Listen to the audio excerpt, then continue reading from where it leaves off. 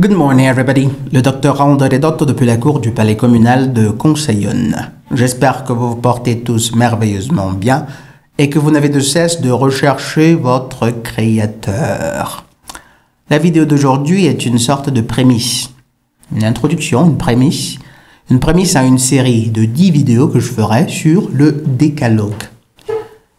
C'est donc la vidéo 0 dans laquelle nous allons revenir sur le rôle, sur l'importance du décalogue, de ce code moral. Qui, toute personne honnête ne saurait le démentir. Ce code moral qui est unique et qui n'a pas de semblable. Lorsque vous faites le tour des philosophies de vie, des philosophies éthiques, concernant l'amour, concernant l'intégrité, la vie en société, il n'est pas de code éthico-moral qui puisse être placé sur le même pied d'égalité que le décalogue. Vous savez, parfois, on a tellement été habitué aux détracteurs de la foi ou alors à ce processus de sécularisation de la société, à cette remise en question perpétuelle de l'existence même du Créateur, que beaucoup en sont arrivés à perdre de vue la puissance de ce code moral-là. Et pourtant, il est si simple à tout moment de voir, en toute objectivité, que c'est, à proprement parler, la seule loi qui, si mise en pratique par un nombre conséquent d'individus dans n'importe quelle société, créerait spontanément, comme ça, une sorte de paradis terrestre, littéralement. Cette loi, ce code moral, n'a d'égal ni dans l'islam, ni dans l'hindouisme, ni dans d'autres religions, dans les nombreuses autres religions que vous connaissez. Là, peut-être, c'est à tort que je cite islam, parce qu'en fait, à la base, c'est la même religion. Ça devrait être le même système de croyance en réalité, comme je vous le disais dans la vidéo précédente. Cependant, je cite là l'islam pour la simple raison que vous avez la plupart des musulmans aujourd'hui qui croient beaucoup plus, qui donnent beaucoup plus d'importance, qui accordent beaucoup plus d'importance aux innombrables interprétations des écrits, au sunnah, à la vie des prophètes, aux écrits du prophète, plutôt qu'à la loi, même si le Coran même leur fait savoir qu'ils ne devraient pas avoir de doute sur la révélation qui a été faite au peuple du livre, entre guillemets, au peuple du livre. Mais vous savez, l'excuse suprême qu'utilisent les musulmans, c'est quoi? Ça a été écrit par les hommes, ça a connu trop de modifications, et du coup, ça vaut pas vraiment la peine d'y accorder la moindre importance. C'est que des conneries, évidemment. Mais partons même du principe que, justement, c'est vrai, et la chose est vraie, l'Ancien Testament, le Nouveau Testament ont été, dans une certaine mesure, modifiés, altérés, galvaudés. Mais il n'en demeure pas moins qu'il y reste encore un capital de connaissances, un capital de savoir, de morale qui, justement, permettrait à quiconque le veuille bien, puisse retrouver le chemin du salut. Et à côté de cela, il faut aussi considérer ceci que, au final, où est la différence? Si d'un côté vous avez des personnes qui utilisent un livre qui a été manipulé par les hommes et qui pour cela, probablement, ne trouveront pas le salut, et d'autres hommes qui, à côté, eux, ont certes une version qui n'a pas du tout, supposons, qui n'a pas du tout été modifiée, mais qui n'y accorde pas beaucoup, qui y accorde en tout cas moins d'importance qu'à d'autres écrits, qu'à d'autres interprétations de ce livre-là, les sunnahs. Beaucoup de musulmans accordent beaucoup plus d'autorité au sunnah qu'au Coran même en soi. Donc, ne permettez pas qu'Iblis vous manipule, mes chers amis.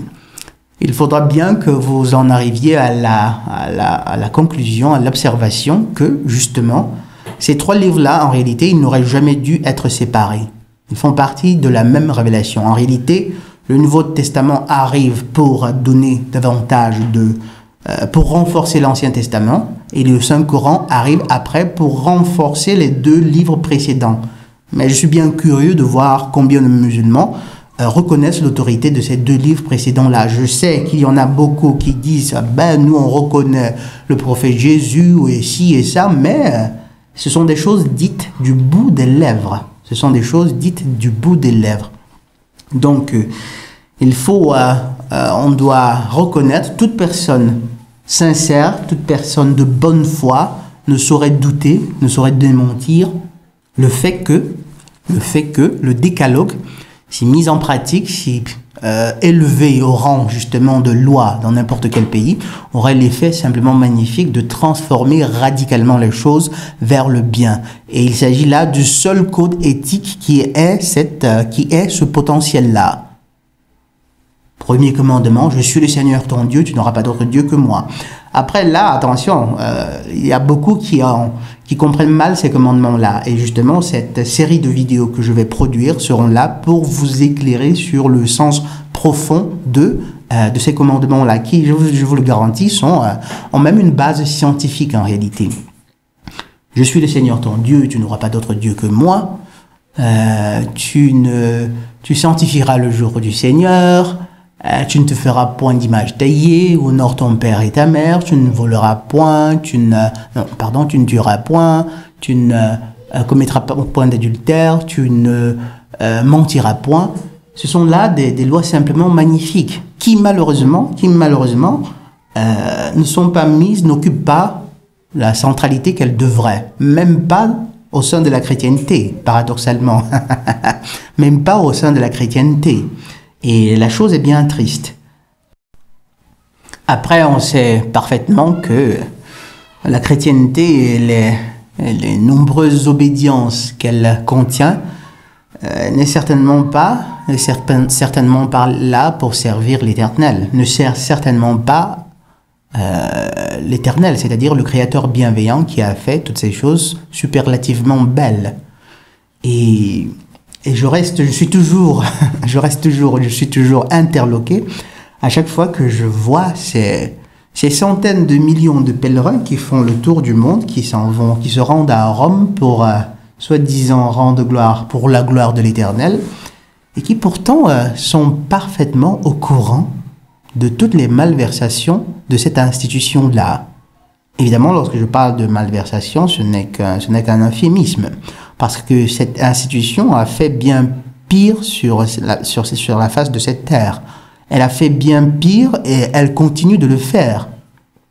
Qu'il s'agisse de mensonges, qu'il s'agisse de manipulation, de tueries, de massacres, et jusqu'à des choses comme des investissements dans le trafic d'armes.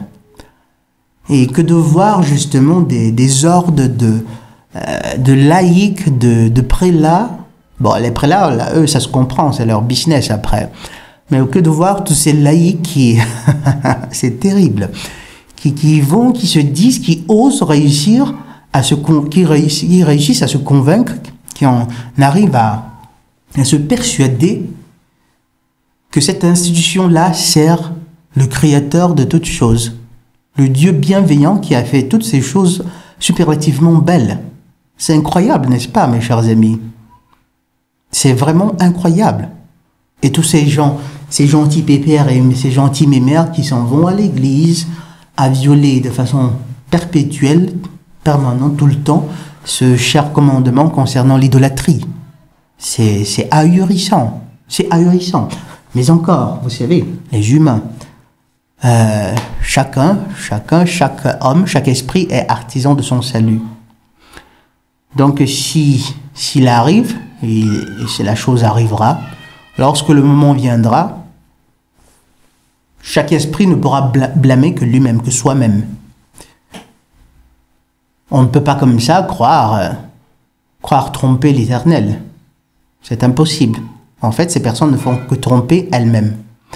Elles embrassent de gaieté des cœurs une sorte d'illusion, une illusion qui leur vend l'idée qu'elles seraient nécessairement de bonnes personnes.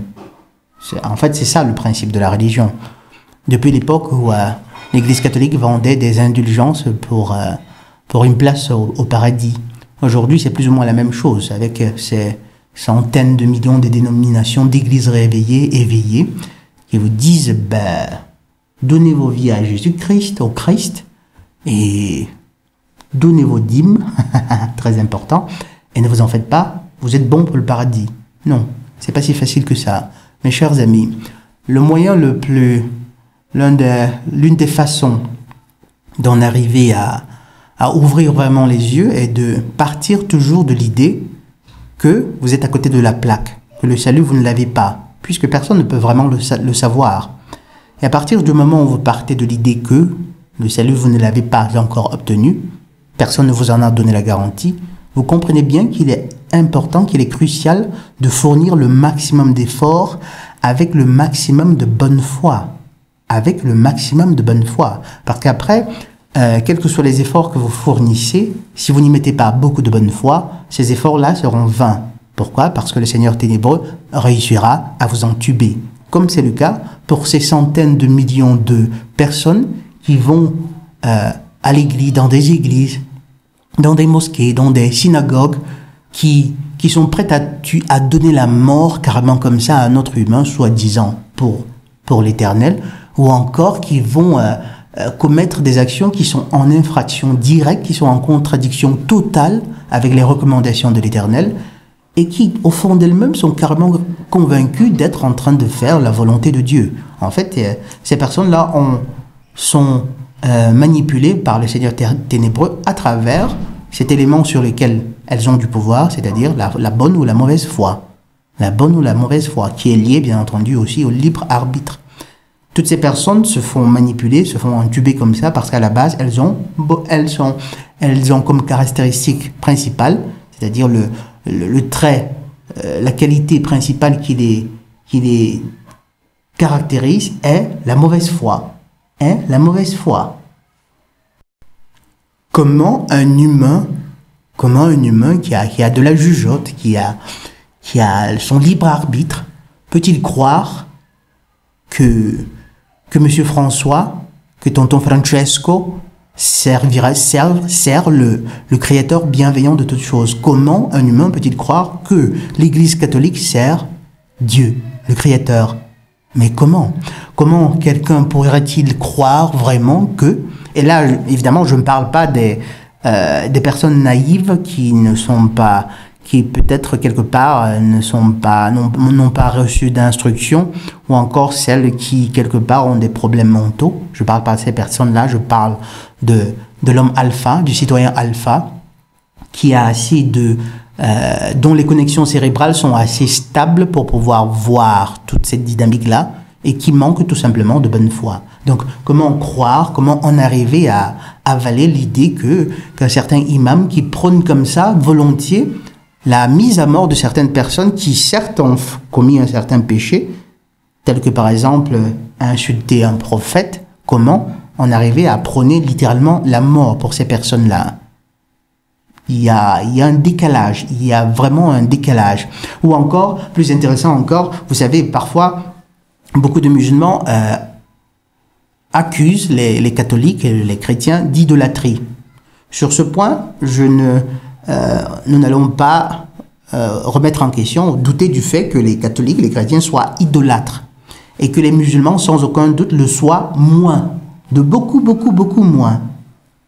Bon, mais après, faire le tour autour d'une pierre, après avoir dépensé une fortune, il est peu probable que l'Éternel, le Créateur bienveillant, le Dieu d'amour, vous encourage à cela lorsqu'à côté de vous, vous avez encore des personnes qui crèvent de faim. Et là, je ne parle pas des pays du tiers-monde. Même dans ces pays-là, il y a encore beaucoup de personnes, il y a sans aucun doute encore une forte injustice sociale entre les riches et les pauvres, entre les banquiers et ceux qui ne le sont pas, les paysans. Des injustices qui devraient être un jour ou l'autre résolues. Donc, il est peu probable que l'Éternel, justement, vous encourage à cela. La chose est vraiment peu probable.